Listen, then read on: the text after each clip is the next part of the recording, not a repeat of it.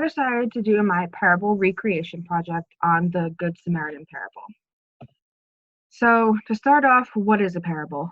According to the Merriam-Webster dictionary, a parable is a usually short, fictitious story that illustrates a moral attitude or a religious principle. The parables of Jesus come from the Gospels in the Bible, and they are spoken directly by Jesus as part of his teachings. First, I'll give you a brief summary on the original parable. So, the Good Samaritan parable comes from Luke chapter 10, verses 25 through 37. It's about a man who we assume to be a Jew who is attacked by robbers. He is beaten, stripped of his clothing, and left for dead. A priest walks by him, but moves to the other side of the road and passes by without helping the man. Next, a Levite, or a Jewish man, walks by the man and does the same thing as the priest, continues on down the road without helping. Then a Samaritan comes by and seems to feel bad for the man, so he helps to dress his wounds, and he puts the man on his own donkey to take him to an inn so he can heal. The Samaritan offers to pay the innkeepers however much it will cost for the man to stay there and heal. So a more modern way to depict this parable is through the following example. Drug addiction is becoming a serious issue in our society. Take a person who is a drug addict. This is the beaten down man in the parable. Many of these people are viewed as the scum of society. They are belittled and ridiculed for being in that position. People who you often think would help, such as friends, family, or possibly even some church leaders, might turn their back on these drug addicts because they are unclean and do not want to get caught up in the messy web of addiction. Those who go out of their way to help these addicts get into rehab or better their lives are the Good Samaritans. A way that this personally relates to me is through my uncle who struggled with a drug addiction for years.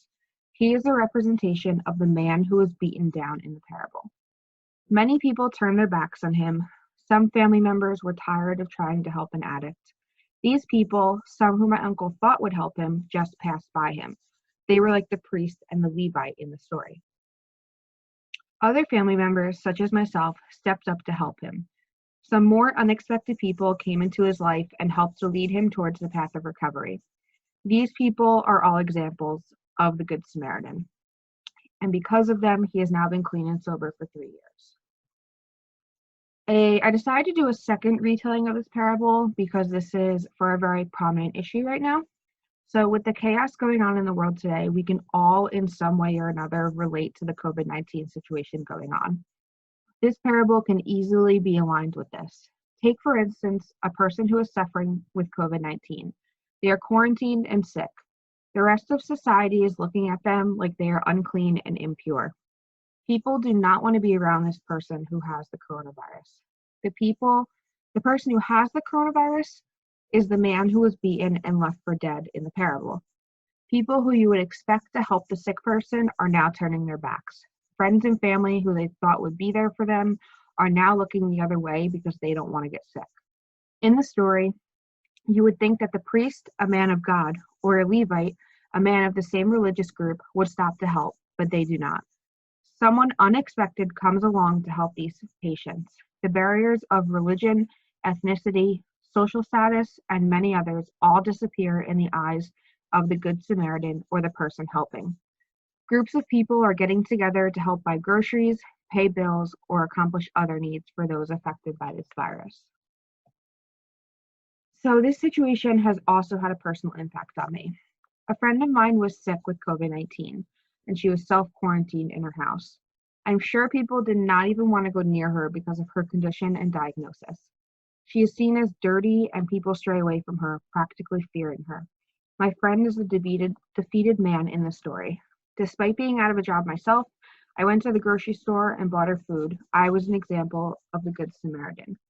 In my community group through my church, we have partnered with a local organization to go shopping for elderly people who could not leave their homes because of the quarantine. We shop for their groceries and leave them on their doorstep. We are acting as the Good Samaritans. I have also been on the receiving end of the good deed. I have been that broken man. Like I said before, I'm currently out of a job due to the coronavirus, but my bills keep coming in. Some places have told me that it doesn't matter and my bills are still due, but I have had people in my life step up and help me to pay for these expenses. So the meaning and purpose behind the parable. The meaning behind this parable is simple. Love everyone. The story is showing you to love your enemies. The Samaritans and the Jews did not get along during this time, but the Samaritan put aside those views and just saw a person needing help. It is easy to love your friends and family, and it is easy for you to hate your enemies. Loving those who are different from you is hard. Doing the difficult task of loving your enemy when you can care for your enemies, this is where true love and grace is shown. The purpose of this parable is for Jesus to show us who our neighbor is. Everyone, even those who are your enemies, are your neighbor. Remind yourself that God loves that person just as much as he loves you. We are all equal in God's eyes. So the understanding of Jesus from this parable as a first century viewer. The Samaritans and the Jews were not fond of each other during this time. There was a lot of political turmoil between them in the first century. The priest and the Levite passed by the man.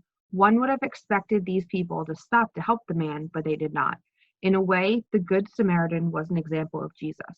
Jesus was not who the people expected as a king to help them escape from being under the conviction of Israel, but he did save them.